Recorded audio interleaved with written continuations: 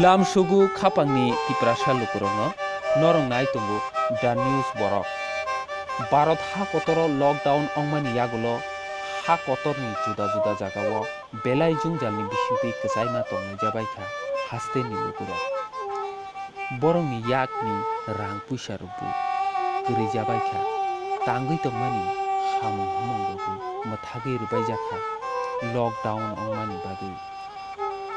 Joto haste phataro tongnai lukurokno chana nungnani belai dialoma tongnai jabaikha chubachuni bagui kobokjaka haste hapang tei juda juda political bodolni neta montri rokni thani saboni bwkhaktui busuk chubachu khlaijaka haste ni lukurok saiman yaphano lukurok saiman payo haste ni bubagratai tipra muthani bwkhaktui chubachu khainani chaitoglaimani no lai thangnai jorani haino hai bubagrani tipra muthani bwkhaktui Bengaluru tongnai bialo klaijak haste ni lukurokni yago chana nungnani manui khunui tai belai nangmani manui khunui no yapari rwmani no nukjakha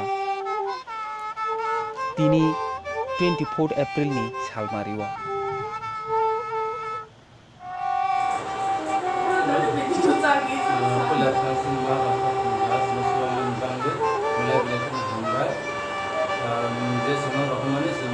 Malaha belai